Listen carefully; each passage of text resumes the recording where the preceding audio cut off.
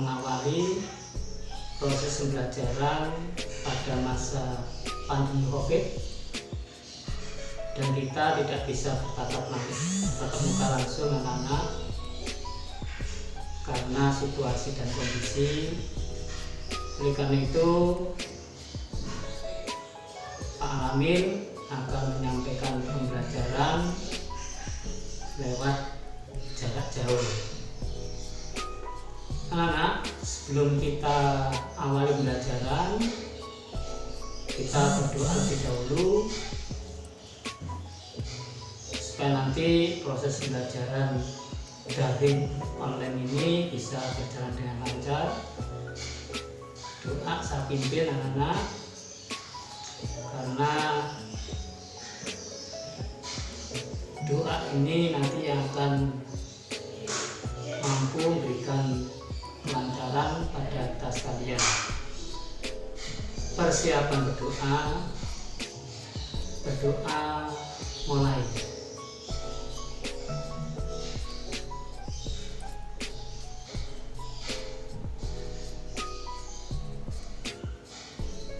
Berdoa selesai. Anak-anak, untuk materi yang pertama yang akan kita bahas pada hari ini adalah materi meyakini atau beriman kepada kitab-kitab Allah dan mencintai Al-Quran. Sekali lagi, jadi materi awal pertemuan pertama anak-anak adalah beriman kepada kitab-kitab Allah dan mencintai Al-Quran. Anak-anak, nanti pada saat selesai pembelajaran di pertemuan pertama ini, anak-anak sekalian harus bisa, satu, menjelaskan tentang pengertian iman kepada kitab-kitab Allah SPP. Dua, anak-anak mampu menjelaskan kitab-kitab yang diturunkan oleh Allah. Sekali lagi, anak-anak mampu menjelaskan atau menyebutkan kitab-kitab yang diturunkan oleh Allah kepada para rasul-rasulnya. Yang tiga, kalian nanti juga mampu untuk menjelaskan siapa saja rasul-rasul Allah yang menerima kitab Allah SWT. Yang keempat, anak-anak, nanti kalian harus bisa menjelaskan perbedaan antara kitab dengan suhuf. Bagi anak-anak, kamu mampu menjelaskan perbedaan antara kitab dan suhuf. Apa kitab itu dan apa suhuf itu. Yang terakhir, anak-anak, silakan nanti merangkum terkait dialog Islami antara Fitri dan Ustadz tentang turunnya tentang kitab yang diturunkan oleh Allah pada rasul-rasulnya. Baiklah anak-anak, mari kita dengarkan penjelasan dari Alamil untuk menerangkan tentang beriman pada kitab-kitab Allah SWT. Yang pertama, anak, yang harus kita pahami adalah tentang pengertian beriman kepada kitab Allah SWT. pengertian beriman pada kitab Allah adalah kita wajib meyakini terhadap kitab-kitab yang diturunkan oleh Allah bahwa itu benar. Dan kitab ini anak-anak menjadi pedoman hidup kita sekalian pada saat kita hidup di dunia ini. Jadi orang yang memahami pengertian tentang kitab Allah berarti manusia tersebut atau orang tersebut adalah meyakini anak-anak terhadap segala peraturan dan aturan yang dicantumkan dalam kitab-kitab Allah untuk pedoman kehidupannya. Itu adalah pengertian dari beriman kepada kitab-kitab Allah. Kemudian beriman pada kitab Allah ini kita harus memahami juga pengertian dan arti iman terlebih dahulu. Pengertian dan arti iman adalah yakin atau meyakini dalam hati kita terhadap segala apa yang ada dalam kitab Allah SWT. Itu anak-anak pengertian pertama terkait dengan beriman pada kitab Allah SWT. Kemudian anak-anak sekalian, Allah SWT itu telah menurunkan kepada para rasul-rasulnya yaitu kitab yang disebut dengan wahyu dari Allah. Yang wahyu ini anak-anak harus disampaikan kepada seluruh umat manusia untuk dijadikan pedoman hidup. Adapun anak yang diturunkan oleh Allah, kitab itu yang pertama adalah kitab Taurat. Itu sudah sering kita kenal. Kitab Taurat itu diturunkan oleh Allah kepada Nabi Musa alaihissalam, dan itu harus disampaikan pada umat Nabi Musa sebagai pedoman hidupnya supaya manusia atau umat Nabi Musa tidak tergelincir pada kesesatan, maka dia diberikan kitab oleh Allah melalui Nabi Musa alaihissalam. Itu yang pertama. Yang kedua adalah kitab Zabur. Kitab Zabur ini diturunkan kepada Nabi Daud alaihissalam, sama kedudukannya.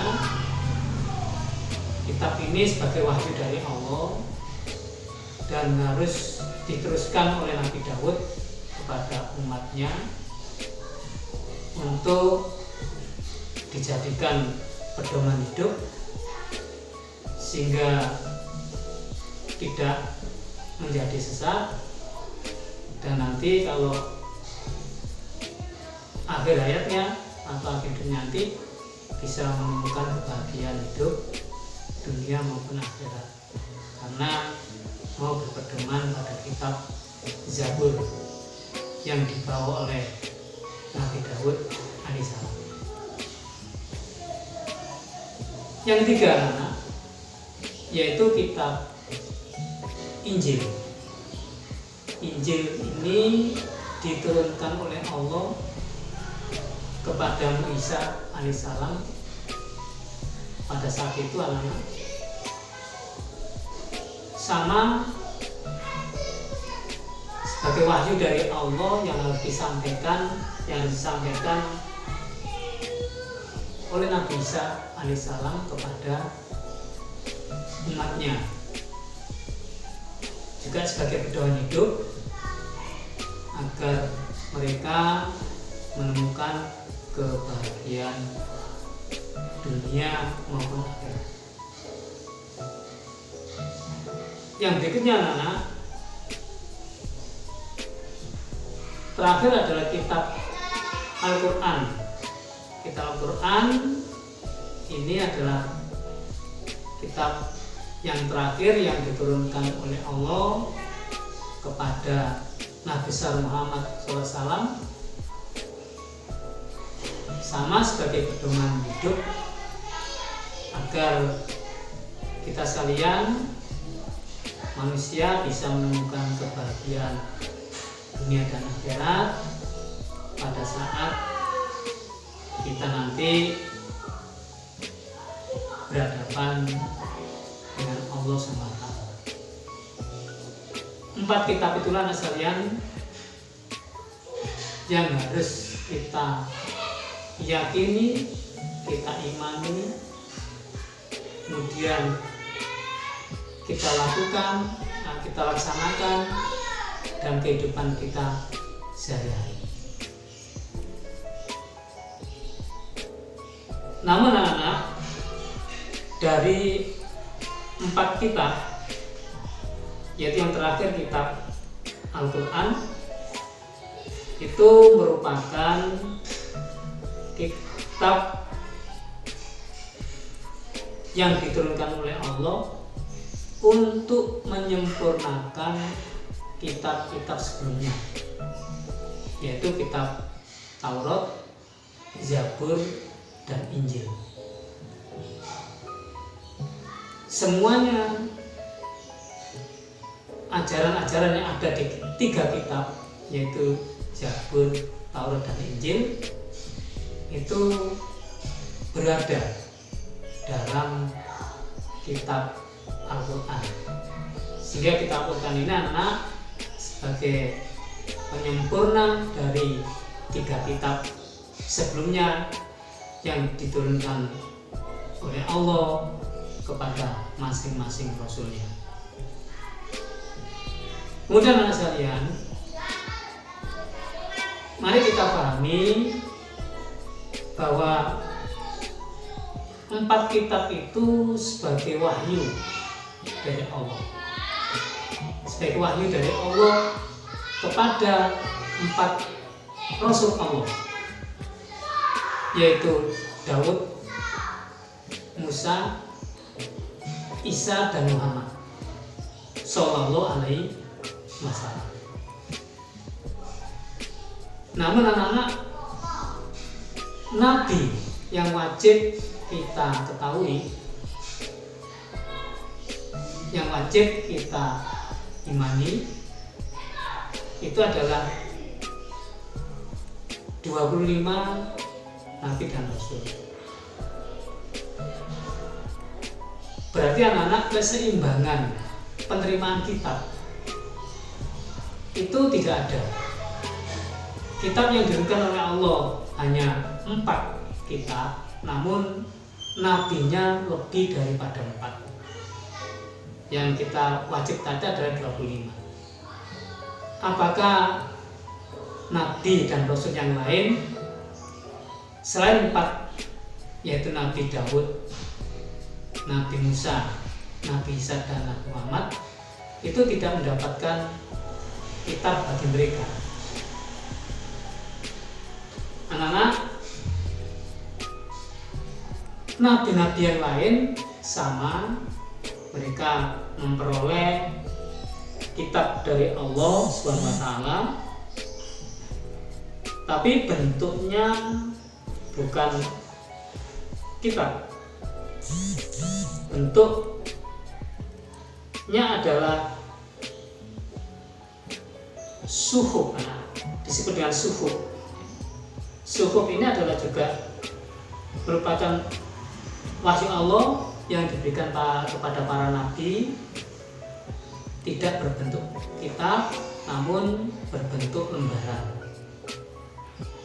Karena arti daripada suhuf itu sendiri anak sekalian adalah lembaran-lembaran yang diberikan oleh Allah kepada para nabi yang tidak mendapatkan kitab seperti Zabur, Taurat, Injil, dan Al-Quran. Sehingga anak sekalian, semua nabi itu mendapatkan kitab dari Allah, tapi bentuknya berbeda. Yang satu adalah berbentuk kitab, yang lainnya adalah berbentuk suhuf. Anak sekalian, pembahasan ini kita sampaikan. Nanti kalian bisa menyebutkan, bisa memahami di antara itu yang saya sampaikan pada akhir pelajaran ini. Nanti kalian harus bisa memahami, termasuk berkenan pada kitab-kitab Allah, menyebutkan kitab, kemudian menyebut Rasul yang menerimanya, kemudian perbedaan suhuf, kitab dan suhuf, serta merangkum dialog Islami yang ada di buku paket kalian. Anak-anak, semua nabi itu memperoleh kitab, dan mereka sebagai hamba Allah yang menyampaikan wahyunya sesuai dengan firman Allah anak-anak di dalam surat Maryam ayat 19, surat ke-19 ayat 30. Allah berfirman, qala inni Abdullah ataniyal kitaba wa ja'alani nabiyya. Berkatalah Nabi Isa alaihissalam, sesungguhnya aku hamba Allah, Dia berikan kitab Injil, dan Dia menjadikan aku seorang nabi. Quran surat Maryam ayat 30. Itu anak-anak pembelajaran pertama yang bisa saya sampaikan. Untuk itu harapan saya, harapan Pak Alamil, kalian bisa memahami apa yang saya sampaikan tadi terkait dengan 5 yang harus kamu lakukan. Pertama, kamu atau kalian harus mampu memahami pengertian tentang beriman pada kitab Allah. Yang kedua, mampu menyebutkan 4 kitab yang diturunkan oleh Allah, SPT. 3, mampu menyebutkan perbedaan antara suhuf, antara kitab dan suhuf. Yang keempat, menjelaskan perbedaan kitab dengan suhuf. Dan yang terakhir anak-anak, kalian mampu menyebutkan rasul-rasul yang diberi oleh Allah kitab untuk disampaikan pada umatnya. Yang kelima, silakan kalian merangkum dialog Islami antara Fitri dan Ustadz yang ada di buku paket kalian. Terima kasih anak-anak. Pertemuan awal. Sekian. Assalamualaikum warahmatullahi wabarakatuh.